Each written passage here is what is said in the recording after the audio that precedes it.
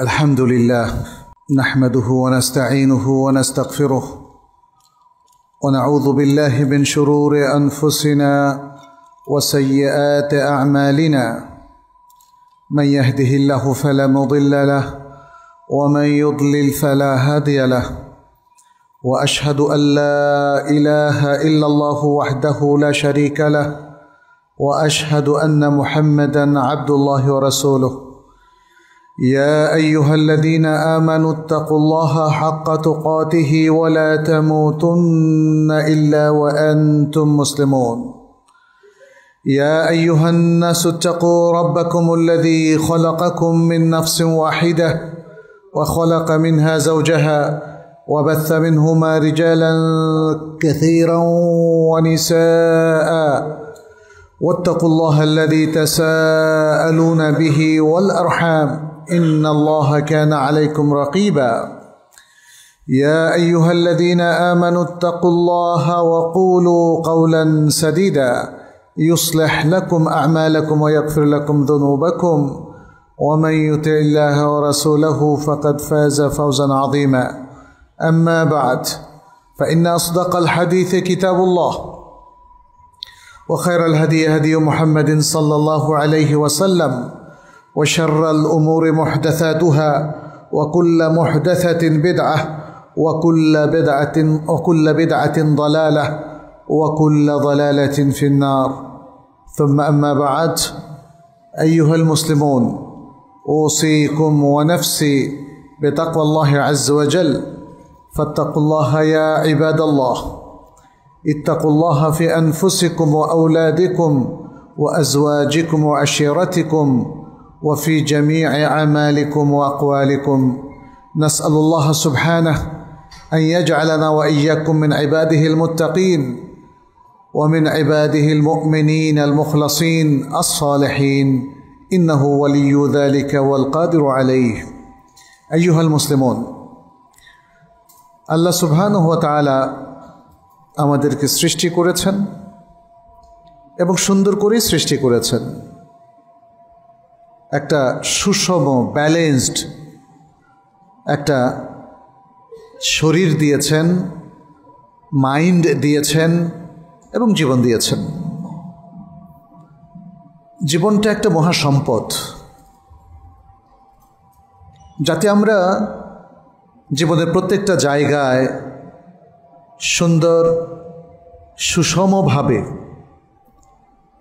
আমরা চলাফেরা করতে পারি জীবনটা যাপন করতে পারি ব্যালেন্সড ওয়েতে সেজন্য তিনি ওহী নাজিল করেছেন আল কোরআন এবং আস-সুন্নাহর মাধ্যমে মুসলিম এবং সারা বিশ্বের সকল মানুষ যেন ভারসাম্য রক্ষা করে চলতে পারে তেমন একটা চমৎকার প্রোগ্রাম তিনি দিয়েছেন আমরা আজকের আলোচনায় জীবনের সকল ক্ষেত্রে কিভাবে আমরা ভারসাম্য রক্ষা করতে পারবো আল কোরআন এবং সুন্নাহর ভিত্তিতে সেটা নিয়ে একটু আলোচনা করব ইনশাআল্লাহ যেহেতু আল্লাহ তাআলা আমাদেরকে দুটো জিনিস দিয়েছেন এক সৃষ্টি এবং দ্বিতীয় হচ্ছে নিয়ম নীতি শরিয়াহ যেটাকে আমরা বলি সৃষ্টির ক্ষেত্রেও কিন্তু তিনি আমাদেরকে অসাধারণ একটা ভারসাম্যযুক্ত চমৎকার সৃষ্টি উপহার দিয়েছেন আমরা আলোচনা সংক্ষিপ্ত করার জন্য অল্প কিছু দলিল এখানে উল্লেখ করব যেমন আল্লাহ সুবহানাহু ওয়া তাআলা তিনি সূরা ৩-এর মধ্যে বলেছেন লাকাদ খলাকনাল ইনসানা ফি আহসানি তাকওয়িম অবশ্যই আমরা মানুষকে অত্যন্ত চমৎকার ভাবে সৃষ্টি করেছি অর্থাৎ তাকে ব্যালেন্স রক্ষা করে সৃষ্টি করেছি প্রত্যেক সুস্থ মানুষের দুটো চোখ দুটো হাত দুটো পা এভাবে যেটাই আপনি দেখেন না কেন খুবই যৌক্তিক এবং সুন্দর আল্লাহ সুবহানাহু ওয়া তাআলা সূরা আল-ইনফিতারের মধ্যে বলেছেন আল্লাযী খালাকাকা ফাসাওয়াকা ফাআদালাক তিনি তোমাকে সৃষ্টি করেছেন তোমাকে সুষম করেছেন ফাসাওয়াকা মানে সুষম করেছেন এবং ফাআদালাক একদম সঠিক করে যথার্থ করে দিয়েছেন আল্লাহ মানুষকে সৃষ্টি করে তাকে সুষমও করেছেন, যথার্থ করেছেন। ফলে সৃষ্টির মধ্যে যে ভারসাম্য আমরা দেখতে পাচ্ছি, এটা শুধু মানুষ নয়, বরং আল্লাহর সৃষ্ট প্রকৃতির মধ্যেও সর্বত্র ভারসাম্য আছে। মানুষ যাতে নিঃশ্বাস নিতে পারে, যথেষ্ট পরিমাণ অক্সিজেন এখানে আছে। মানুষ যাতে পৃথিবীতে থাকতে পারে, এজন্য মধ্যাকর্ষণ শক্তি দিয়েছেন। চন্দ্র সূর্যকে সুনির্দিষ্ট একটা নিয়মের মধ্য দিয়ে আবর্তন করিয়ে যাচ্ছেন। সূর্য এবং চন্দ্র কিংবা যে কোনো গ্রহ কিংবা নক্ষত্র আল্লাহর নির্দেশ ছাড়া কখনোই কক্ষচ্যুত হয় না। সব কিছুর মধ্যে একটা চমৎকার ব্যালেন্স আছে। এই মহাশূন্যের মধ্যেও একটা ব্যালেন্স আছে। এত সৃষ্টি যদি আপনি এমনি দেখেন, মনে হয় যেন একটা আরেকটার সাথে তো লেগে যাওয়ার কথা, লেগে যাচ্ছে না। ব্যালেন্স রক্ষা করে চললে, ভারসাম্যতা রক্ষা করে চললে কখনো লেগে যায় না। আপনারা এরোপ্লেনের অ্যাপস আপনি প্লে স্টোর থেকে নামিয়ে দেখেন। একসাথে সারা বিশ্বের সমস্ত প্লেনগুলোকে যখন দেখবেন, মনে হয় যেন একটা আরেকটার সাথে লেগে যাচ্ছে, কিন্তু আসলে কি লাগছে না। কেন? কারণ তারা সায়েন্টিফিক ব্যালেন্সটা রক্ষা করে, অর্থাৎ একটা আরেকটার সাথে যেন না লাগে। ওই ব্যালেন্সটা রক্ষা করার যদি কোনো নিয়ম নীতি তারা ফলো না করতে, তাহলে লেগে যেত।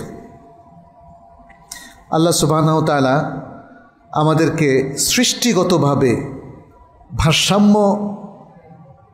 ভারসাম্যওয়ালা একজন প্রাণী হিসাবে বা মানুষ হিসাবে আমাদেরকে সৃষ্টি করেছেন।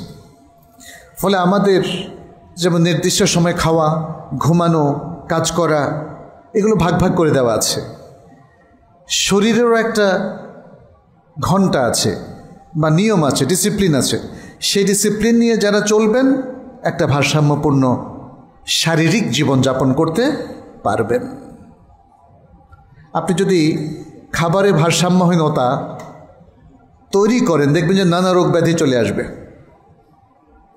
আপনার কিডনি ফাংশন করবে না, হার্টটা ঠিকমতো ফাংশন নাও করতে পারে, ফুসফুসের মধ্যে প্রবলেম দেখা দিতে পারে। এরকম নানা রকম যদি আপনি খাবারে ইমব্যালেন্সড হন, আপনি ঠিকমতো না ঘুমালেও আপনি একটা প্রবলেমে পড়বেন। ঘুমেরও কিছু কোর টাইম আছে, যেমন এশার পর থেকে ঘুমিয়ে পড়া, তাই না? আপনি এই জায়গায় ইমব্যালেন্স তৈরি করলে এর খেসারত কিন্তু আপনাকে দিতে হবে। এটা হলো সৃষ্টিগত বিষয়। আল্লাহ সুবহানাহু ওয়া তাআলা আমাদেরকে যে ডিসিপ্লিনটা দিয়েছেন ওহির জ্ঞানের আলোকে, সেটারও মূল উদ্দেশ্য হচ্ছে জীবনের প্রত্যেকটা ক্ষেত্রে একটা ভারসাম্যপূর্ণ জীবন যাপন করা, ভারসাম্য রক্ষা করে চলা। শরিয়া ভিত্তিক এই যে নীতিমালা দেওয়া হয়েছে, এখানে ইমব্যালেন্স তৈরি হলে সমাজের মধ্যে নানা ধরনের বিপর্যয় দেখা দেয়, অরাজকতা দেখা দেয়, আখলাকি ইনহিতাত এবং অধপতন দেখা দেয়, মানবাধিকার লঙ্ঘন দেখা দেয়, মানুষের মধ্যে হিংসা বিদ্বেষ হানাহানি দেখা দেয়।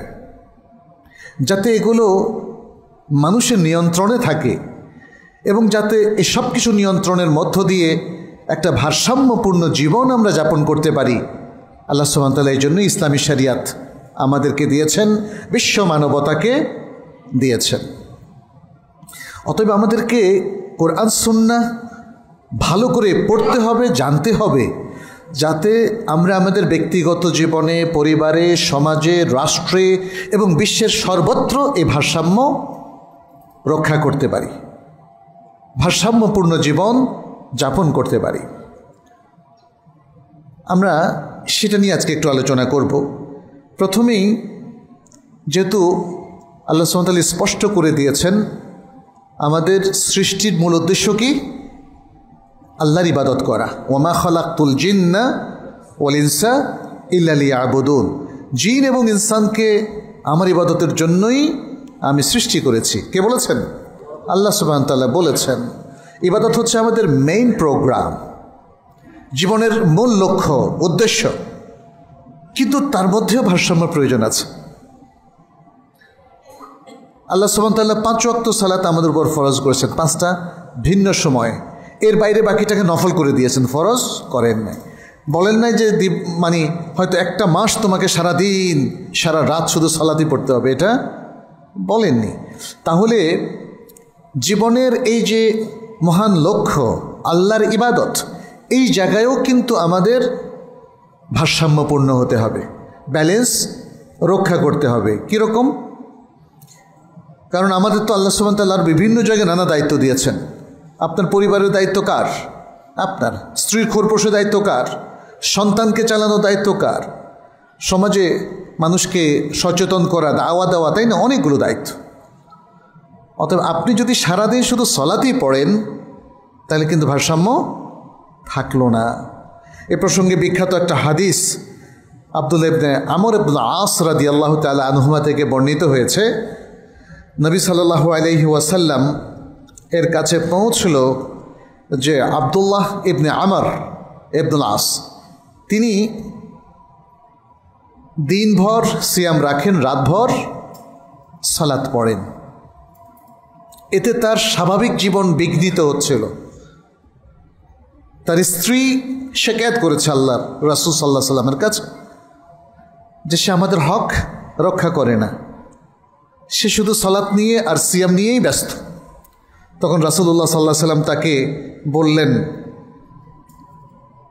আলাম উখবার আন্নাকা তাসুমু ওয়া লা তুফতির, আমাকে কি এটা অবহিত করা হয় নাই যে তুমি শুধু সিয়ামই রেখে যাচ্ছ এবং সিয়াম ভাঙছো না, ওয়া তুসাল্লি ওয়া লা তানাম, এবং তুমি সালাত পড়ে যাচ্ছ কিন্তু ঘুমাচ্ছ না।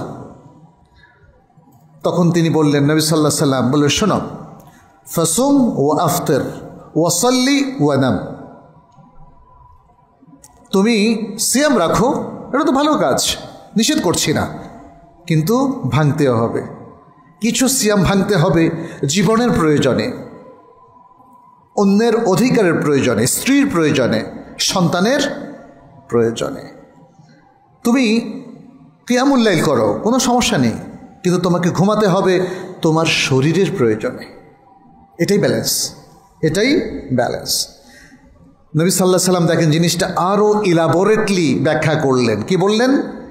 ফাইন্না লিআইনিকা আলাইকা হাযযান ওয়া ইন্না লিনাফসিকা ওয়া আহলিকা আলাইকা হাযযান, তোমার নিজের উপর নিজের একটা হক আছে। হাযযুন এখানে হাক্কুনের অর্থে অধিকার আছে। তোমার নিজের একটা অংশ আছে, যে অংশটা তুমি উপভোগ করবা, তোমার অধিকার, এনজয় করবা। আবার তোমার চোখের একটা অধিকার আছে, অংশ আছে, তাকে ঘুমাতে দিতে হবে। তোমার আহাল, পরিবার পরিজনের একটা অধিকার আছে, তার সে অধিকার তোমাকে পূরণ করতে হবে। এটা বুখারীর হাদিস। আচ্ছা, কোনো কোনো বর্ণনা এভাবে এসছে, ফাইন্না লিজাউজিকা আলাইকা হাক্কান, যে তোমার স্ত্রীর তোমার উপরে হক আছে। ওয়ালি জাসাদিকা আলাইকা হাক্কান, এবং তোমার শরীরের তোমার নিজের উপরে একটা হক আছে। তাহলে দেখেন কতটা সচেতন হলে এভাবে বলতে পারে একজন মানুষ। রাসূলুল্লাহ সাল্লাল্লাহু আলাইহি ওয়াসাল্লাম তিনি তো মানবাধিকার সংরক্ষণের জন্য এসেছেন এবং মানুষের মধ্যে একটা ভারসাম্যপূর্ণ জীবন যেন তারা যাপন করে সেই নির্দেশনা দেওয়ার জন্যই তিনি এসেছেন। ফলে ব্যক্তি পর্যায়ে, সমাজে কিংবা রাষ্ট্রে কিংবা অন্য যে কোনো জায়গায়, এমনকি রিলিজিয়াস দায়িত্ব পালনেও যদি কোনো ত্রুটি হয়, তিনি সেটা চমৎকারভাবে সংশোধন করে দিয়েছেন এবং নির্দেশনা দিয়েছেন কিভাবে ব্যালেন্স রক্ষা করতে হবে। তিনি বলেছেন, তুমি সিয়াম রাখো এবং ভাঙো, তুমি কিয়ামুল লাইল করো এবং রাত্রে ঘুমাও। কি চমৎকার ব্যালেন্স! দুটো মিলেই তো জীবন। কিন্তু যদি আমি সারা রাত আবার ঘুমিয়ে থাকি, ব্যালেন্স কি থাকলো? আমি সিয়ামের কথা যদি ভুলে যাই, যে আমাকে সিয়াম ভাঙতে বলেছে বাট সিয়ামই রাখলাম না, এমনকি রমাদান মাসেও, ব্যালেন্স কি থাকলো? ঘুমাতে বলেছে তাই বলে ফজর, জোহর, আসর, মাগরিব, এশায় 3 ওয়াক্ত ঘুমিয়ে থাকলেন, এটা কি ব্যালেন্স হলো? ব্যালেন্স হলো না। তাহলে দুদিক থেকে আমাদেরকে ব্যালেন্স রক্ষা করতে হবে। সহিহ মুসলিমের রাওয়ায়াতে এসেছে, ফাইন্নাকা ইযা ফাআলতা যালিক হাজামাত আইনাক, তুমি যদি এভাবে ইমব্যালেন্স লাইফ লিড করো তাহলে তোমার চোখগুলো ক্ষতিগ্রস্ত হয়ে যাবে, বিপর্যস্ত হয়ে যাবে। ওয়া নাফিহাত নাফসুক, তোমার শরীর ক্লান্ত হয়ে যাবে। ওলে আইনিকা হাক্কুন, তোমার চোখের একটা হক রয়েছে। ওলে নাফসিকা হাক্কুন, তোমার নিজের একটা হক রয়েছে। ওলে আহলিকা হাক্কুন, এবং তোমার পরিবার পরিজনের একটা হক রয়েছে। কুম ওয়ানাম ওয়াসুম ওয়া আফতর, এটা মুসলিমের বর্ণনা। তুমি কিয়ামুল লাইল করো এবং ঘুমাও, তুমি সিয়াম রাখো এবং ভাঙো। আচ্ছা, এখানে আরেকটা হাদিসও এসছে বুখারীতে, বিখ্যাত এই হাদিসটা হয়তো আপনারা অনেকেই শুনেছেন। 3 জন ব্যক্তি একবার রাসূলুল্লাহ সাল্লাল্লাহু আলাইহি সাল্লামের বাসায় এসে একটু হাঁক ডাক করলো, মুহাম্মদ সাল্লাল্লাহু আলাইহি সাল্লাম আপনি কি বাসায় আছেন নাকি? তিনি তখন বাসায় ছিলেন না। পরে 3 জন দাঁড়িয়ে পড়ে কথাবার্তা শুরু করলো, তারা নিজেদের মধ্যে আলাপ করা শুরু করলো। একজন বলল কি, বলল যে কোথায় মুহাম্মদ সাল্লাল্লাহু আলাইহি সাল্লাম আর কোথায় আমরা? তিনি তো আল্লাহর নবী। গাফারাল্লাহু মা তাকাদ্দামা মিন যামবিহি ওয়া মা তাআখার, আল্লাহ তার পূর্বের পরের সকল পাপকে ক্ষমা করে দিয়েছেন। আমাদের তো আর সেই সুসংবাদটা নাই, তাহলে আমরা কি করব? আমরা একটা কঠিন জীবনযাপন করব। একজন বললেন, কি বললেন? আম্মা আনা ফাইন্নী উসাল্লিল লাইলা আবাদান, আমি সারা রাত জেগে শুধু সালাত পড়বো আর পড়বো আর পড়বো। আরেকজন কি বললেন? আনা আসুমু দাহরা ওয়ালা উফতির, আমি যুগের পর যুগ সিয়াম রেখেই যাব এবং সিয়াম ভাঙব না। আর আরেকজন বললেন আম্মা আনা ফাআতাজিলুন নিসা, আমি নারীদের থেকে দূরে থাকবো, বিবাহই করব না। এইটা যত প্রবলেমের মূলে। হ্যাঁ, 3 জন দেখেন 3টা কথা বললেন। নবী সাল্লাল্লাহু আলাইহি সাল্লাম ঘরে আসলেন এবং শুনতে পেলেন যে 3 জন ব্যক্তি এখনও অপেক্ষা করছে এবং তারা এই ধরনের কথা বলেছে। তখন নবী সাল্লাল্লাহু আলাইহি সাল্লাম তিনি তাদের দিকে বের হয়ে আসলেন, বললেন আনতুমুল্লাযীনা কুলতুম কাযা ওয়া কাযা, তোমরা কি সেই সব লোক যারা এরকম এরকম বলেছ? আমা ওয়াল্লাহি ইন্নী লা আখশাকুম লিল্লাহ ওয়া আতকাকুম লাহ ওয়ালাকিন্নী আসুম ওয়া উফতির ওয়া উসাল্লি ওয়া আরকুদ ওয়া আতাজাওয়াজুন নিসা। বলেন তাহলে শুনে রাখো, আমি তোমাদের মধ্যে আল্লাহকে সবচেয়ে বেশি ভয় করি এবং তোমাদের মধ্যে সবচেয়ে বেশি মুত্তাকি ব্যক্তি, আমি তাকওয়া রক্ষা করি। আমি সিয়াম রাখি এবং ভাঙি, আমি রাতে সালাত পড়ি এবং ঘুমাই, এবং আমি নারীদেরকেও বিবাহ করি। সুবহানাল্লাহ, this is the balance, the role model for the whole human kind. সুবহানাল্লাহ, সারা পৃথিবীর সকল মানুষের জন্যে যিনি আদর্শ ছিলেন, রোল মডেল ছিলেন, তিনি সিয়াম রাখতেন এবং ভাঙতেন। তিনি কিয়ামুল লাইল করতেন এবং রাতে ঘুমাতেন, এবং তিনি নারী সঙ্গ থেকে নিজেকে বিচ্ছিন্ন করেননি।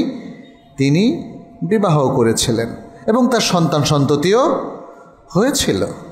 এখানে কোনো বৈরাগ্যবাদ নাই, সন্ন্যাসী সিস্টেমটা ইসলামে নেই। ইসলামের সবচেয়ে গুরুত্বপূর্ণ দিনী ব্যক্তিত্বও ইসলামের বা ইসলামী সমাজের কোর ব্যক্তি, প্রধানতম ব্যক্তি। দিন, ধর্ম কিংবা ধর্মীয় জীবনের নামে সমাজ থেকে, মানুষ থেকে, রাষ্ট্র থেকে বিচ্ছিন্ন হওয়ার কোনো নিদর্শন তিনি রেখে যান নাই, কোনো ইনস্ট্রাকশন অথবা নির্দেশনাও তিনি দেন নাই। দিস ইজ দ্য ব্যালেন্স, এটাই হলো ব্যালেন্স। আচ্ছা, তাহলে আমরা সংক্ষেপে এতটুকু বলবো যে আমাদের ব্যালেন্স প্রথম করতে হবে ইবাদতের মধ্যে। আল্লাহর ইবাদত গুজার বান্দা হয়ে শুধু ইবাদতটাই চালিয়ে গেলেন আর সব জায়গায় ইমব্যালেন্সড হয়ে গেলেন, এটা ইসলাম অ্যালাউ করে না। আমরা সমাজের মধ্যে বহু রকম ইমব্যালেন্স দেখি, খুব ইবাদত গুজার কিন্তু মানুষের সাথে ব্যবহার ভালো না। ব্যালেন্স থাকলো কি না? ইবাদত গুজার ঘুষ খায়, ব্যালেন্স থাকলো কি না? ইবাদত গুজার সুদের সাথে তার সম্পর্ক আছে, অথবা সে অফিসে খুব ভালো, বাসায় কিন্তু জঘন্য, আবার বাসায় খুব ভালো, বাইরের মানুষের সাথে জঘন্য। এটা কিন্তু ব্যালেন্স হলো না। ইবাদত মানুষকে পরিশীলিত করে। আপনি আল্লাহর বান্দা, আল্লাহর ইবাদত করছেন, তাহলে আপনার নৈতিকতায় পরিবর্তন আসছে না কেন? ইবাদত মানুষকে পজিটিভ করে, ইবাদত মানুষকে ইতিবাচক করে, বিনয়ী করে, কারণ আপনি আল্লাহর সামনে নিজেকে পৃথিবীর সবচেয়ে বিনয়ী ভদ্র ব্যক্তি হিসাবে উপস্থাপন করেছেন। তাহলে আল্লাহর বান্দাদের সামনে উদ্ধত আচরণ কেন করবেন? কেন অহংকার এবং দম্ভ আপনাকে মিসগাইড করবে কেন? আপনি তো সকল দম্ভ অহংকার পরিত্যাগ করে আল্লাহর সামনে সেজদা করেছেন। মনে রাখবেন, সেজদা করার চাইতে জলিল ও খার আর কোনো অবস্থা মানুষের জীবনে নাই। আসলে মুশকিল হচ্ছে, আমার মনে হয় আমাদের অধিকাংশ মানুষই সেজদা করতে গিয়ে সে যে নিজেকে কতটা জলিল ও খার করলো এই অনুভূতিটাই নাই। এটাকে একটা রিচুয়াল হিসেবে নিয়েছে। কীভাবে সালাত পড়তে, এইভাবে দাঁড়িয়ে রুকু করে সেজদা করবে, শেষ। নাও, আপনাকে সেজদার মিনিংটা বুঝতে হবে, রুকুর মিনিংটা বুঝতে হবে, এবং আপনি নিজেকে আসলে কোন জায়গায় উপস্থাপন কিভাবে করলেন এটাও বুঝতে হবে। এই বুঝটুকু না থাকলে আসলে ব্যালেন্স আসবে না, বুঝটুকু না থাকলে ব্যালেন্স আসবে না। আমরা দেখি যে আল কোরআনের বক্তব্য আর সুন্নাহর বক্তব্য হচ্ছে সকল ইবাদত মানুষকে পরিশীলিত করে, তাকে মুখলিস বানায়, তাকে মুত্তাকি বানায়, তাকে বিনয়ী বানায়, তাকে কানেত বানায়। সুবহানাল্লাহ, অসংখ্য আয়াত, অসংখ্য হাদিস রয়েছে। আকিমিস সালাতা লিদুলুকি শামস, আকিমিস সালাতা লিযিকরি, ইন্নাস সালাতা তানহা আনিল ফাহশাই ওয়াল মুনকার। আল্লাহ সুবহানাহু ওয়া তাআলা এইভাবে উল্লেখ করে দিয়েছেন।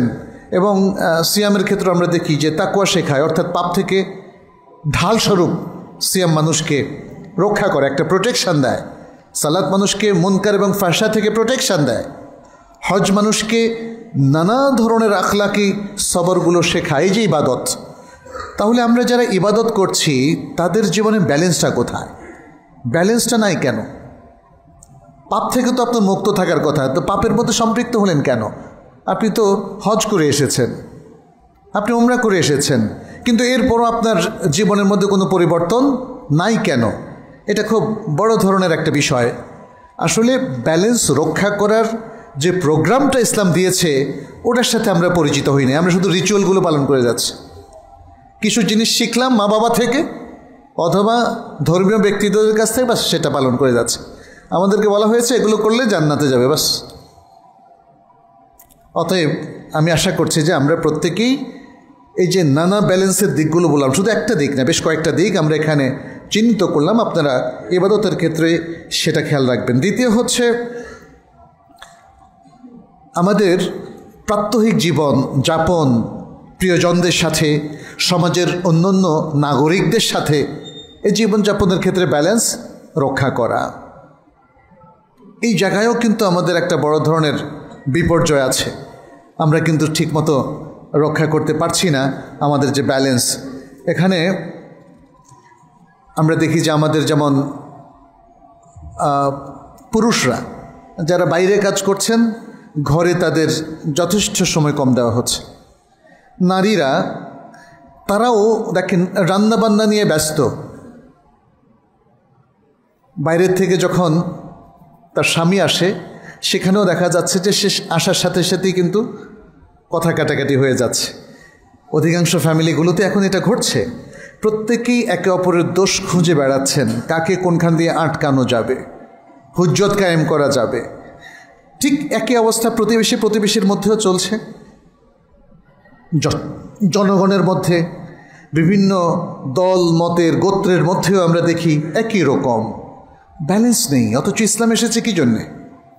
ওয়াদকুরু নি'মাতাল্লাহি আলাইকুম ইয কুনতুম আ'দাআন ফাআল্লাফা বাইনা কুলুবিকুম ফাআসবাহতুম বিনি'মাতিহি ইখওয়ানা। তোমাদের উপর আমার নিয়ামতকে স্মরণ করো যখন তোমরা ছিলে পরস্পর শত্রু, অতঃপর আল্লাহ তোমাদের হৃদয়ে ভালোবাসা ঢেলে দিলেন, তোমরা হয়ে গেলে পরস্পর ভাই ভাই। তো ইসলামের প্রত্যেকটা এই যে বিধান দেখবেন যে এগুলো এসেছে আমাদেরকে ঐক্যবদ্ধ করার জন্য। সালাত, এই যে সালাতুল জুমা, সকলে আমরা একসাথে হলাম, এটা তো ঐক্যের প্রতীক। 5 ওয়াক্ত সালাত জামাতের সাথে আমরা আদায় করছি কেন? আদায় করছি কিন্তু বিদ্বেষটা যাচ্ছে না, তাহলে বুঝতে হবে যে এটাকে ঠিকমতো ডায়াগনোসিস করতে পারছি না আমরা। ব্যালেন্সটা আসছে না কেন? দেখবেন যে দাঁড়িপাল্লা দিয়ে যখন কেউ কোনো জিনিস মাপে তখন সে ব্যালেন্স রক্ষা করে, না তো ওজন ঠিক হবে না।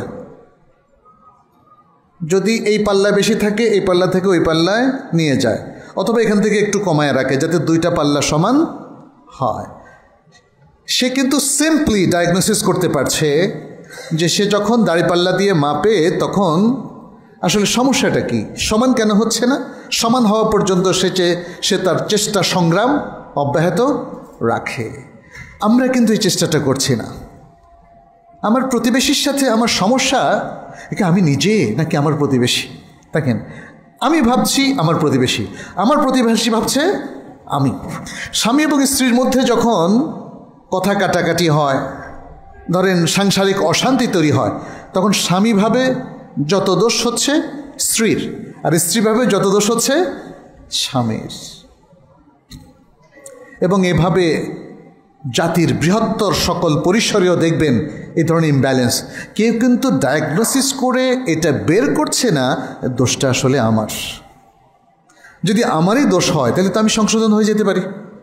আমি সংশোধন হয়ে গেলে তো ব্যালেন্স চলে আসে। এই দোষগুলো অনেক কিছুর ক্ষেত্রে হতে পারে, খুব যৎসামান্য জিনিসের কারণেও কিন্তু ইমব্যালেন্স তৈরি হতে পারে। আপনি যদি আপনার আচরণে খারাপ কথা বলেন, ইমব্যালেন্স তৈরি হয়ে যাবে। জাস্ট কথার মধ্যে যদি একটা গুতা দিয়ে কথা বলেন, ইমব্যালেন্স তৈরি হয়ে যাবে। একটু আক্রমণ করে কথা বললেন, ইমব্যালেন্স তৈরি হয়ে যাবে। মানুষের যেমন সমালোচনা করলেন, এই সমালোচনা করারও কিছু নীতিমালা আছে। ব্যালেন্সড ক্রিটিক্স বা সমালোচনাটা হলো কনস্ট্রাকটিভ, যেটা গঠনমূলক, আর ইমব্যালেন্সটা হলো আক্রমণাত্মক। মনে রাখবেন, ইমব্যালেন্সটা হলো আক্রমণাত্মক। এই জন্যে পৃথিবীর সবচেয়ে শান্ত মানুষেরও যদি আপনি সমালোচনা করেন অশান্তভাবে, অর্থাৎ আক্রমণাত্মকভাবে, তাহলে সে আর শান্ত থাকবে না, কারণ তার মধ্যে আপনি বিদ্বেষ তৈরি করে দিলেন। ফলে আমাদের এশরা, আমাদের অবস্থানটা কিন্তু আর সুন্দর থাকলো না। অনেক মানুষ মনে করে যে আমি তো হকটাই বলেছি, আমি তো খারাপ কিছু বলি নাই। আপনি একটা গালি দিয়েছেন, আপনি মনে করছেন এই গালিটাও হক। আপনি খুব আক্রমণাত্মকভাবে কথা বললেন, আপনি মনে করছেন ইয়েস, ইউ ডিজার্ভ দ্যাট, এটা বলা উচিত আপনাকে, নাহলে আপনার শিক্ষা হবে না। কিন্তু আসলে কীভাবে শিক্ষা দেওয়া যায়? এটা ইমব্যালেন্সড ওয়ে, ভারসাম্যহীন কথাবার্তা, ভারসাম্যহীন আচার আচরণ, এবং এর মধ্য দিয়ে একটা পরিবারও যেমন শান্তিপূর্ণ জীবনযাপন করতে পারে না, একটা সমাজেও মানুষ শান্তিপূর্ণভাবে থাকতে পারে না, কারণ কারোর মধ্যে কোনো ব্যালেন্স নাই। ব্যালেন্স ছাড়া জীবনযাপন, কথাবার্তা, আচার আচরণ, আদান প্রদান, ব্যবসা বাণিজ্য, এভরিথিং। আপনি দেখবেন আমাদের বাজার, এখানে যখন ইমব্যালেন্স তৈরি হয়ে যাবে, এই বাজারটা কিন্তু বড় ধরনের একটা বিপর্যয় সমাজের মধ্যে সৃষ্টি করবে। আমরা দেখি যে মাঝে মাঝে পেঁয়াজের দাম, চালের দাম, ডিমের দাম, মানে যেগুলো প্রতিদিন আমরা খাই, এগুলোর দাম বেড়ে যায়। আপনি দেখবেন যে এই যে স্টক এক্সচেঞ্জ, ওখানেও হঠাৎ করে স্টকগুলোর দাম বেড়ে যায়, কমে যায়। মনে রাখবেন এটা ইমব্যালেন্সের কারণে হচ্ছে। কোথাও কোনো বিপর্যয় ঘটেছে, আসলে কোথাও কোনো ফাসাদ, কোথাও কোনো সমস্যা তৈরি করা ছাড়া আসলে ইমব্যালেন্স তৈরি হয় না। আর যখনই এরকম ইমব্যালেন্স তৈরি হয়, তখন তার যে ফলাফল, ট্রমাটিক সিচুয়েশন, একটা বড় বিপর্যয় তৈরি হওয়া, এটাও কেউ রোধ করতে পারে না। স্বামী স্ত্রীর মধ্যে যখন এভাবে আচার আচরণগত ইমব্যালেন্স তৈরি হয়, তখন সেটা শেষ পর্যন্ত দেখবেন যে তালাকে গড়ায়, অথবা একজন আরেকজনের উপর হাত তোলে, খুনাখুনি পর্যন্তও হয়ে থাকে। একইভাবে অন্য ক্ষেত্রেও এই ইমব্যালেন্স আমাদের জীবনটাকে অতিষ্ঠ করে ফেলে, সমাজটাকে অতিষ্ঠ করে ফেলে, ঘৃণা বিদ্বেষ আর হানাহানিতে ভরপুর করে দেয়। অথচ ইসলাম তো এগুলোকে রিমুভ করতে এসেছে। সেজন্য এই জায়গায়ও ভারসাম্য আমাদের প্রয়োজন। আচ্ছা, এরপরে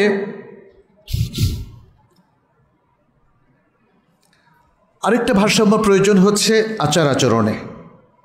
আচার আচরণে মানে আল্লাহ সুবহানাহু ওয়া তাআলা কিছু জিনিস নির্ধারণ করে দিয়েছেন যার ফলাফলও নির্ধারিত। যেমন দুর্ব্যবহার করে কারো কাছে আপনি পপুলার হতে পারবেন, এটা আল্লাহ নির্ধারণ করে দিয়েছে। আবার ভালো ব্যবহার করে মানুষ আপনাকে ঘৃণা করবে, এটাও আল্লাহ হতে দেবেন না। সে আপনার শত্রুতা করতে পারে কিন্তু ঘৃণা করতে অপারগ। আপনি যাকে সারা জীবনভর যার পাশে দাঁড়িয়েছেন, যাকে হয়তো সাহায্য সহযোগিতা করেছেন, আর্থিক সহযোগিতা দিয়েছেন, সে কিন্তু মন থেকে আপনাকে ভালোবাসবে। কিন্তু পার্থিব কোনো কারণে যদি শত্রুতাও করে, সেটা তো আচরণগত একটা বড় ধরনের ফল্ট, ত্রুটি, কিন্তু সে কিন্তু মন থেকে আপনাকে ঘৃণা করতে পারবে না। যে ভালোবাসা দেয়, সম্প্রীতি দেয়, তাকে অন্যরা আসলে ঘৃণা করতে পারে না, অক্ষম। আবার যে ঘৃণার কাজ করে তাকেও সম্প্রীতি এবং ভালোবাসা দেওয়াটা অসম্ভব, মানুষের নেচারের সাথে যায় না। আল্লাহ তার নবী সাল্লাল্লাহু আলাইহি সাল্লামকে বলেছেন, ফাবিমা রাহমাতিম মিনাল্লাহি লিনতা লাহুম, তুমি আল্লাহর রহমতে তাদের জন্য নরম হয়েছ, সফট হয়েছ। ওয়ালাউ কুনতা ফাযযান গালিযাল কলবি লানফাদ্দু মিন হাওলিক, আর যদি তুমি কঠোর ভাষী এবং কঠোর হৃদয় সম্পন্ন হতে, তাহলে তোমার চারপাশ থেকে তারা সরে যেত। তাহলে আপনার সুলুকের এবং আচরণের, বিহেভিয়ারের বিশাল বড় একটা প্রভাব আছে। এর ব্যালেন্সটা রক্ষা করতে হবে। একজন মানুষ হঠাৎ হাসে আবার হঠাৎ কাঁদে, কিসের আলামত এটা বলেন তো? তাই না? অর্থাৎ সে স্বাভাবিক সেন্সের মধ্যে নেই, হয়তো তার মেন্টাল হেলথে বড় ধরনের প্রবলেম হয়ে গেছে, চিকিৎসা প্রয়োজন। অতএব মানে মানুষের সাথে হাসার কথা বললে যদি আপনি কাঁদেন, আর কাঁদার কথা বললে যদি হাসেন, ব্যালেন্স থাকলো না। আমাদের সমাজে দেখেন, ভালো কাজ করলে মানুষ ক্ষেপে যায়, কিছু মানুষ ক্ষেপে যায়, তাকে বিপদে ফেলার চেষ্টা করে, দুর্নীতিবাজ যারা তারা। এইভাবে সমাজে নানা ক্ষেত্রে আমাদের আচরণগত ইমব্যালেন্স তৈরি হয়েছে। অফিসে আচরণগত ইমব্যালেন্স তৈরি হয়েছে,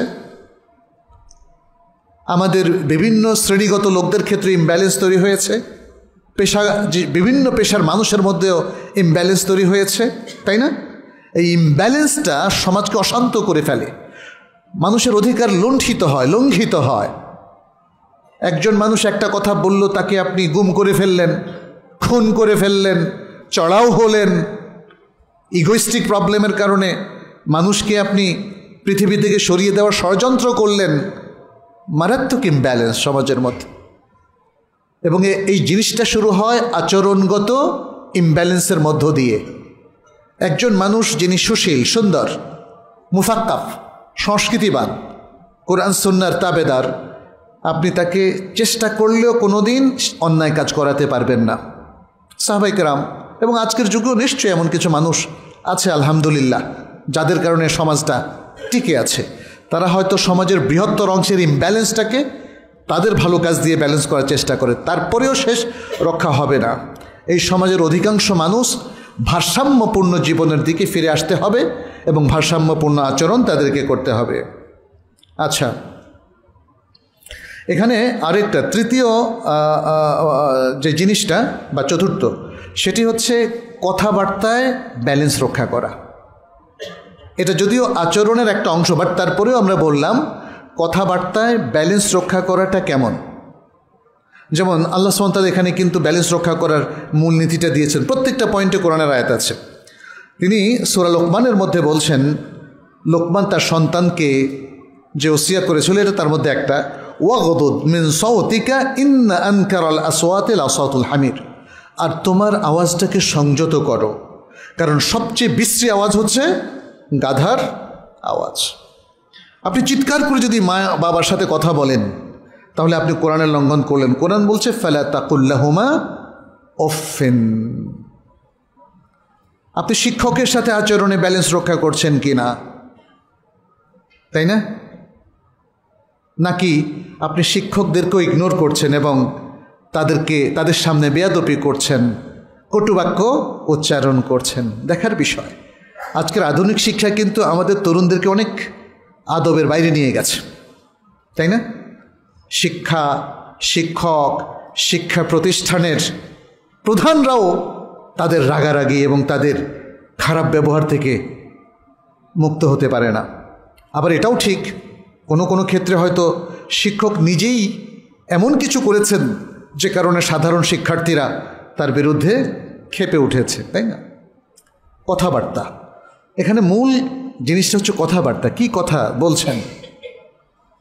আমরা দেখি যে যে যত গুরুত্বপূর্ণ তার সামান্য ভুলটা ততটাই কঠিন প্রবলেম তৈরি করে, তাই না? সমাজে, রাষ্ট্রে কিংবা ইভেন প্রতিষ্ঠানেও যদি শ্রমিকদের মধ্যে কিছু অসন্তোষ থাকে আর বস এসে এমন কিছু কথা বললেন তাদের গায়ে, মনে হয় যেন কাটা ঘায়ে নুনের ছিটা যেটা বলা হয়, তাহলে তো হাদ্দেস ওয়ালা হারাজ, এমন কঠিন ব্যবস্থা হবে, মানে সিচুয়েশন তৈরি হবে যেটা হয়তো কারো হাতেই থাকবে না, কথা থেকে। এবং আরবি কবি এই জন্যই বলেছেন, জারাহাতুস সিনান লাহা ইলতিয়ামু ওয়ালা ইয়ালতামু মা জারাহাল লিসান। বর্ষার আঘাত, এটার উপশম হয়। ছুরি দিয়ে কেউ যদি আপনাকে আঘাত করে, এটা কিছুদিন পরে কিন্তু মিলিয়ে যাবে, কারণ মানব দেহ এখানে তার প্রতিষেধক আছে, সেই প্রতিষেধক পেলে সে সুস্থ হয়ে যায়। ওয়ালা ইয়ালতামু মা জারাহাল লিসান। কিন্তু মানুষ জিহ্বা দিয়ে যে আঘাতটা দেয়, এটা আর উপশম হয় না, কথার কষ্ট মানুষ ভুলতে পারে না। ফলে এই জায়গায় আমাদের ব্যালেন্স রক্ষা করতে হবে। সবসময় কথাগুলো সুন্দর করে বলা, ভদ্রভাবে বলা, আঘাত না করা, শালীন সুন্দরভাবে কথাগুলো উপস্থাপন করা, এর মধ্য দিয়ে ব্যালেন্সটা রক্ষিত হতে পারে। একটা ছোট্ট অপরাধের কারণে যদি আপনি আপনার সন্তানকেও গালি দেন, আপনার সন্তান সে কিন্তু আপনাকেই সবচেয়ে বেশি ঘৃণা করবে, পৃথিবীর অন্য মানুষের চাইতে আপনাকেই বেশি ঘৃণা করবে, কারণ আপনি বদমেজাজি। আমাদের সমাজে আমরা দেখি যে বাবার হাত ধরে যখন ছোট বাচ্চা হাঁটতে থাকে, ও পিছলা খেয়ে পড়ে গেলে বাবা উঠে তাকে আরেকটা কষায় চটকানি দেয়। কোথায় উচিত ছিল তাকে বুকে ধরা, তাই না? এটা আচরণগত ত্রুটি। অথবা খুব কটু কথা বলে, এখানেই আমাদের মূল কথা। বোকা বা গাধা, এরকম নিজের বাচ্চাকে এরকম বাজে কথা বলে, এগুলো ইমব্যালেন্স। সুতরাং শিক্ষক শিক্ষার্থী, স্বামী স্ত্রী, সন্তান বাবা মা সন্তান, পাড়া প্রতিবেশী, জনগণ, শাসক জনগণ, প্রত্যেক ক্ষেত্রেই সংযতভাবে কথা বলতে হবে। ওয়াগদুদ মিন সাউতিক, মূলত এটা সংযত কথার একটা নির্দেশনা। আল্লাহ সুবহানাহু ওয়া তাআলা সেই নির্দেশনা আমাদেরকে দিলেন, যেন আমরা এই নির্দেশনা মেনে চলি। আচ্ছা, এখানে দেখেন আরও কিছু কথা আছে, দলিল আছে। নবী সাল্লাল্লাহু আলাইহি ওয়াসাল্লাম বললেন, ইন্না আবগাদাকুম ইলাইয়া ওয়া আবআদাকুম মিন্নি মাজলিসান ইয়াউমাল কিয়ামাতি আস-সারসারিয়ুন। বললেন যে তোমাদের মধ্যে যারা আমার কাছে সবচেয়ে বেশি ঘৃণিত এবং কিয়ামতের দিন আমার থেকে সবচেয়ে বেশি দূরে বসবে, তারা হলো আস-সারসারুন, যারা বেশি কথাবার্তা বলে, অহেতুক কথাবার্তা যারা বলে, তাদেরকে তিনি মিন করেছেন। যাই হোক, এরপরে ব্যালেন্স রক্ষা করতে হবে আমাদের চলাফেরায়ও। আর তাওয়াজুন, আরবিতে বলা হয় তাওয়াজুন ফি আল মাশিয়া, এবং এটা সূরা লোকমানের আরেকটা ওয়াসিয়াহ, ওয়াকসিদ ফি মাশিক, তোমার চলাফেরার মধ্যে তুমি মধ্যম পন্থা অবলম্বন করো। খুব দ্রুত হাঁটবে না, আবার খুব আস্তেও হাঁটবে না, আবার অশালীন ভঙ্গিতেও হাঁটা চলাফেরা করবে না, শালীন সুন্দরভাবে তুমি চলাফেরা করবে। আচ্ছা, এরপরে আমাদের তাওয়াজুন রাখতে হবে বা ব্যালেন্স রাখতে হবে আমাদের জীবিকা উপার্জন এবং তার খরচের ব্যাপারে। এটা বড় একটা জায়গা। এই জায়গায় অধিকাংশ মানুষ ব্যালেন্স রাখতে পারে না। কিভাবে? সে তার উপার্জন কি বৈধভাবে করছে কি না, তাই না? বৈধ উপার্জনটা আপনার জন্য ব্যালেন্সড, কিন্তু আপনি যদি এখানে অবৈধ কোনো টাকা ইনকাম করেন, সেটা হতে পারে ভয়াবহ কোনো অপরাধের মাধ্যমে, হতে পারে কোনো সমাজ বিরোধী লোকদের অন্তর্ভুক্ত হয়ে, অথবা হতে পারে অন্যের সম্পত্তি অন্যায়ভাবে গ্রাস করার মাধ্যমে। এটা ঘুষের তরিকায়ও হতে পারে, অথবা কোনো জমি দখলের মাধ্যমেও হতে পারে। তাহলে ব্যালেন্স তো থাকলো না। আর এই যে ইমব্যালেন্সটা তৈরি হলো, সমাজের মধ্যে ঘুষ বেড়ে গেল, চুরি বেড়ে গেল, দুর্নীতি বেড়ে গেল, জনগণের সম্পত্তি আত্মসাৎ করা বেড়ে গেল, বা মানুষকে ঠকানো, প্রতারিত করা, এগুলো সবই কিন্তু মনে রাখবেন ইমব্যালেন্স। জীবিকার ক্ষেত্রে আপনি আপনার ব্যবসায় যদি মানুষকে প্রতারণা করেন, আপনার ব্যবসা দেখা গেল যে জায়েজ, সিমেন্ট ব্যবসা করছেন কিন্তু প্রতারণা করলেন। আপনি ডিভাইস, ইলেকট্রনিক ডিভাইস যেমন ফোনের ব্যবসা করছেন, কিন্তু যদি এর মধ্যে প্রতারণা থাকে তাহলে কি ইনকামটা হালাল হবে? হবে না। এটা হলো ইমব্যালেন্স। এই ইমব্যালেন্সের কারণে যে কোনো সমাজে, যে কোনো প্রতিষ্ঠানে, যে কোনো জায়গায় যখনই এরকম ইমব্যালেন্স তৈরি হবে, তার ফলাফলও কিন্তু বিপর্যয়, কেউ রোধ করতে পারবে না, ভয়ঙ্কর বিপর্যয় হবে সেখানে। যে সমাজে দুর্নীতি বেশি, সেই সমাজে আসলে মানুষের অধিকার লুণ্ঠিত হয় সবচেয়ে বেশি। ফলে যদি এটা আমরা দেখি যে সারা বাংলাদেশে মানুষ এখন বৈধ ইনকাম করে, মানুষের জীবন প্রাণ ফিরে পাবে না? অবশ্যই। অবৈধ ইনকাম করলে কেউ না কারো অধিকার আপনি কিন্তু নষ্ট করলেন, দেশের অধিকার, মানুষের অধিকার, জনগণের অধিকার। ফলে অবৈধ কোনো কিছু চলা মানেই হচ্ছে কারো না কারো অধিকার নষ্ট হলো। সুতরাং জীবিকা উপার্জন অথবা টাকা পয়সা উপার্জনের ক্ষেত্রে ইমব্যালেন্সটা শুধু একজন ব্যক্তি বা একটা প্রতিষ্ঠান নয়, পুরো দেশকে, পুরো জনপদকে ক্ষতিগ্রস্ত করে। দ্বিতীয় হচ্ছে ইনফাক। ইনফাক মানে হচ্ছে খরচ করা। আপনি ইনকাম করলেন সব বৈধ, খরচ করবেন কোথায়? বৈধ ইনকাম কি অবৈধ জায়গায় খরচ করা যায়? যায় না, কিন্তু মানুষ করে, মানুষ করে। সুতরাং আপনাকে বৈধ ইনকাম করে বৈধ জায়গাতেই খরচ করতে হবে। আর আরেকটা জিনিসও মনে রাখতে হবে, এখানে ইসরাফ এবং তাবযীর কোনোটাই করা যাবে না। বৈধ জায়গায় অতিরিক্ত খরচ করা, এটাও ইসলাম নিষেধ করেছে। অনেক ওলামায়ে কেরাম বলেছেন এটা হলো ইসরাফ। বৈধভাবে অতিরিক্ত, প্রয়োজনের অতিরিক্ত খামাখা খরচ করা ইসরাফ। আর বৈধ টাকাটাকে অবৈধ জায়গায় অতিরিক্ত, মানে অবৈধ জায়গায় খরচ করাটা, এটা অতিরিক্ত হোক আর না হোক, এটা হলো তাবযীর। অবৈধ কোনো কিছু তো ইসলামে অ্যালাউডই না, অতএব তার কোনো প্রয়োজন নাই। আপনি এমন একটা জায়গায় কিছু খরচ করলেন যে কাজটা অবৈধ, সেটা হলো তাবযীর। অতএব আমাদেরকে খেয়াল রাখতে হবে, এখানেও ব্যালেন্স লাগবে। আর ব্যালেন্সের কথাটা সূরা আল ফুরকানের মধ্যে আল্লাহ চমৎকারভাবে বলেছেন ওয়াল্লাযীনা ইযা আনফাকু লাম ইউসরিফু ওয়া লাম ইয়াকতুরু ওয়া কানা বাইনা যালিকা কাওয়ামা। তারা যখন খরচ করে তখন তারা অপব্যয়ও করে না, আবার কৃপণতাও করে না। অপব্যয় এবং কৃপণতার মাঝামাঝি অবস্থানে থাকে। এই মাঝামাঝি অবস্থানটা কি? ভারসাম্যপূর্ণ অবস্থান, ভারসাম্যপূর্ণ অবস্থান। আচ্ছা, এরপরে আরেকটা গুরুত্বপূর্ণ বিষয় হচ্ছে, অন্যের ব্যাপারে আপনি যখন কোনো মন্তব্য করবেন বা হুকুম দেবেন, সেখানেও ব্যালেন্স থাকতে হবে। একজন লোক সামান্য ভুল করলো, আর আপনি তাকে মানে বাজে মন্তব্য করে শেষ করে দিলেন, এটা হলো না।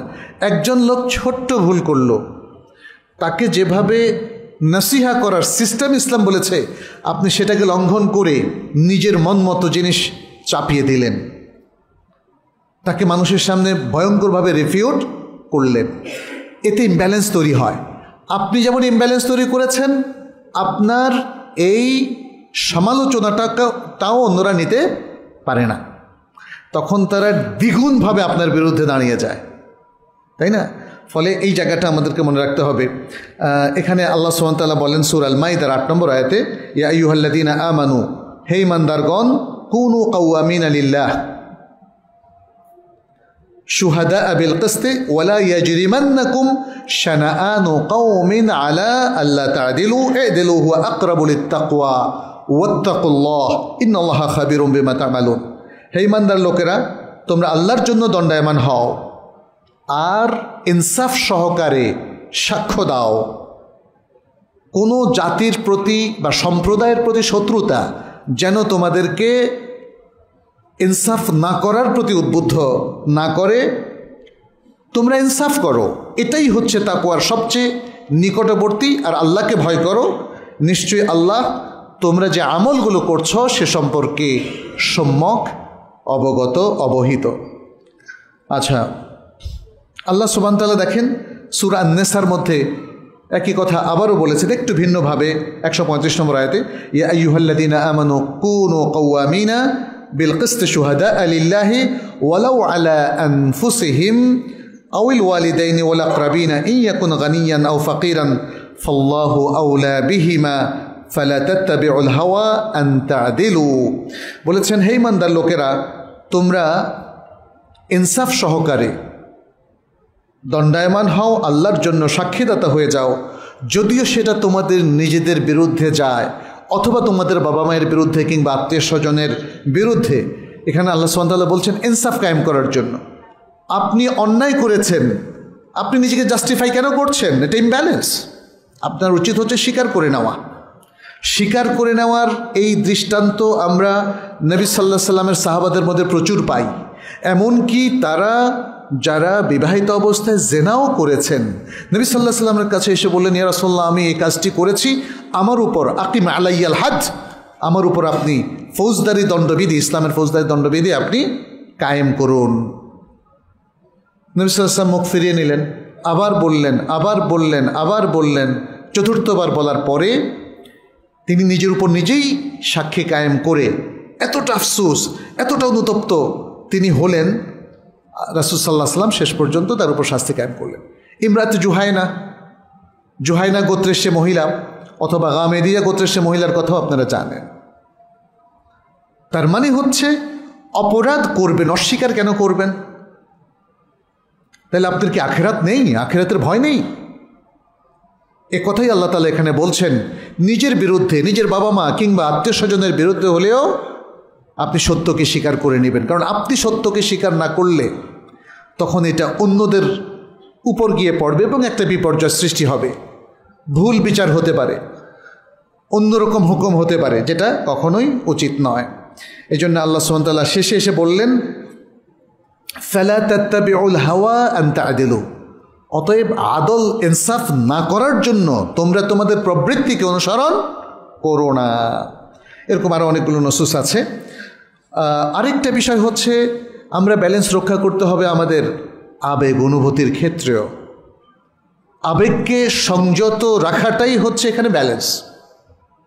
অধিকাংশ মানুষ অন্যায় যা কিছু করে সেটা আবেগের বশবর্তী হয়ে করে, বিশেষ করে যখন মানুষ কথা কাটাকাটি করে, লাগালাগি করে, হাতাহাতি করে কিংবা খুনোখুনি করে, এইসবের পেছনে তার বুদ্ধিবৃত্তি কাজ করে না, কাজ করে তার আতিফা, আরবিতে বলা হয়, তার আবেগ, তার ইমোশান।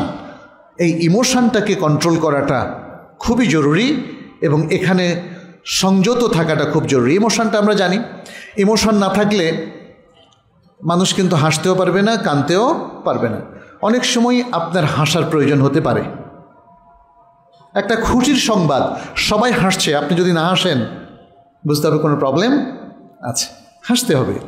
আবার দুঃখের কথা শুনে হাসা নয় তো, কান্না করতে হবে। কান্না, প্রিয়জন মারা গেছে, কেউ কি হাসতে পারবে বলেন? মানুষ তো বলবে যে পাগল হয়ে গেছে। কান্না করতে হবে, তাহলে মনটা একটু শান্ত হবে, তবে সেটা যেন বিলাপের পর্যায়ে না যায়, শরিয়া লঙ্ঘন না হয়, সেটা খেয়াল রাখতে হবে। তার মানে হচ্ছে আতিফা বা ইমোশনের দরকার আছে, কিন্তু ইমোশনটা যদি এক্সেসিভলি আমরা ইউজ করি তাহলে কিন্তু বিপর্যয় ঘটে যায়। ফলে এই জায়গায় আমাদেরকে সংযত হতে হবে। ইমোশনটাকে কন্ট্রোল করার জন্য ইসলাম আমাদেরকে সিস্টেম বাতিয়ে দিয়েছে। ইমোশনকে কন্ট্রোল করতে হবে বুদ্ধি দিয়ে, কিন্তু অনেক সময় বুদ্ধিও খুব ভালো সার্ভিস দেয় না, তখন বুদ্ধিকে কন্ট্রোল করতে হবে। আমি বলেছিলাম একদিন এখানে, মনে আছে আপনাদের, এলএম দিয়ে, নলেজ দিয়ে, জ্ঞান দিয়ে বুদ্ধিকে এবং বুদ্ধি দিয়ে ইমোশন বা আবেগকে কন্ট্রোল করতে হবে, তাহলেই ব্যালেন্সটা থাকবে, অন্যথায় কোনো ব্যালেন্স থাকবে না।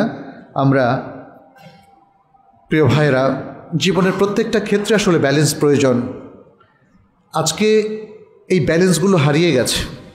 ইভেন আমাদের জীবনের জন্য যে পরিবেশ দরকার, যে খাদ্য দরকার, সে জায়গাও আজকে ব্যালেন্স আর নাই।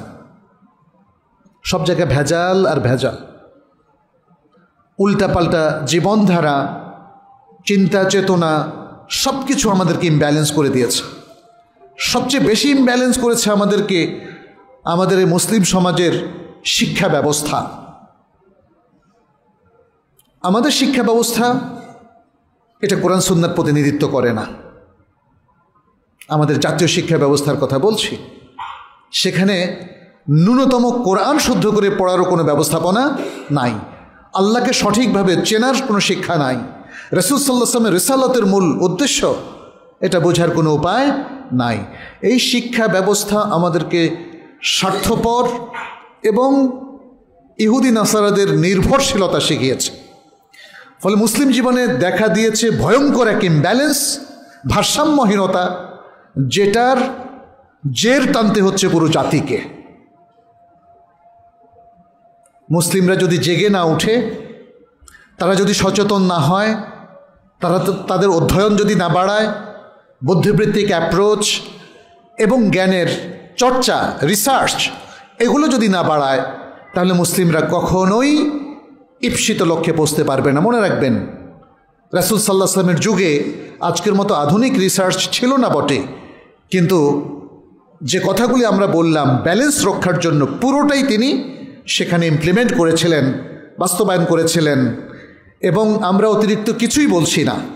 রাসূল সাল্লাল্লাহু আলাইহি ওয়াসাল্লামের যে মানহাজ, যে নীতিমালা, যে ম্যাথোডোলজি, যে পদ্ধতি এবং ওহির জ্ঞান ধারণ করা, বোঝা, উপলব্ধি করা এবং সেগুলোকে আমলে কনভার্ট করার যে পদ্ধতি রাসূল সাল্লাল্লাহু আলাইহি ওয়াসাল্লাম অনুসরণ করেছেন, আজকে সিম্পলি শুধু সেটা অনুসরণ করলেই আমাদের জন্য যথেষ্ট।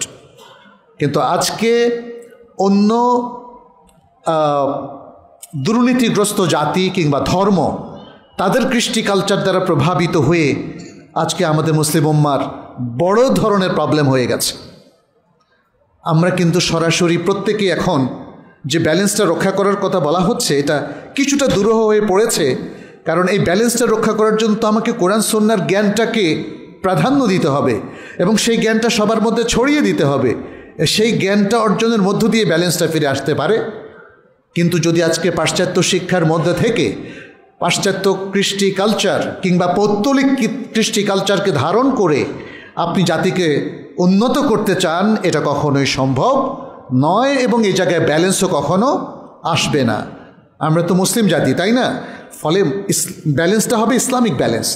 ইসলাম ব্যালেন্স রক্ষা করার জন্য যে নীতিমালাগুলো দিয়েছে, আমি তার কিছু আপনাদের সামনে আজকে তুলে ধরেছিলাম। সেই নীতিমালাগুলোই আমাদেরকে বুঝতে হবে এবং প্রয়োগ করতে হবে। আল্লাহ আমাদের সবাইকে তৌফিক দান করুন এবং আমাদেরকে একটা ভারসাম্যপূর্ণ জীবন দান করুন, যাতে আমরা আমাদের দুনিয়ার জীবনে এবং আখিরাতের জীবনে উভয় জগতেই আমরা সাফল্য লাভ করতে পারি, আল্লাহর প্রিয় বান্দা হতে পারি। আল মুকাররাবুন, আল মুত্তাকুন, আল মুখলাসুন, এই ধরনের বান্দায় আমরা পরিণত হতে পারি। আল্লাহর কাছে আজকের এই খুতবায় আমি সেই দোয়াই করছি। أقول قولي هذا وأستغفر الله لي ولكم ولسائر المسلمين فاستغفروه إنه هو الغفور الرحيم. الحمد لله رب العالمين والعاقبة للمتقين والصلاة والسلام على نبينا محمد وعلى آله وأصحابه أجمعين. أما بعد، عباد الله اتقوا الله، فإن التقوى وصية الله للأولين والآخرين ولجميع الأنبياء والرسل ولجميع البشر. فاتقوا الله يا عباد الله وكونوا عباد الله الصالحين واتبعوا سنة نبيكم فإن في ذلك نجاة لنا في الدنيا والآخرة. نسأل الله سبحانه أن يتقبل منا ومنكم صالح الأعمال إنه ولي ذلك والقادر عليه. أيها المسلمون, আসুন আমরা জীবনের প্রত্যেকটা ক্ষেত্রে কিভাবে ভারসাম্যপূর্ণ জীবন যাপন করতে পারবো সেটা নিয়ে একটু চিন্তা করি। আমাদের গলত এবং ত্রুটিগুলো খুঁজে বের করি, নিজেদেরকে সংশোধনের জন্য প্রস্তুত করি এবং যাতে সংশোধনটা সুন্দরভাবে করতে পারি, আল কোরআন এবং সুন্নাহর দিকে আমরা ফিরে আসি। পরিবারের সকলে মিলে আমাদের জাতীয় শিক্ষা ব্যবস্থা যাই হোক না কেন, কিন্তু আমাদের এই মসজিদ, আমাদের পরিবারে আমরা ইসলামী শিক্ষার ব্যাপক প্রচার এবং প্রসার করতে পারি। আমাদের কাছে এখন পর্যাপ্ত রিসোর্সও রয়েছে, শুধুমাত্র ইচ্ছা প্রয়োজন। আর প্রয়োজন উম্মার প্রায়োরিটিগুলো বোঝা, নিজেদের প্রায়োরিটিগুলো বোঝা, ভালো মানুষ হওয়া এবং দেশের অবস্থার ইতিবাচক পরিবর্তন সাধন করার জন্যে যা যা দরকার সেগুলো বোঝাটা আজকে বড়ই প্রয়োজন।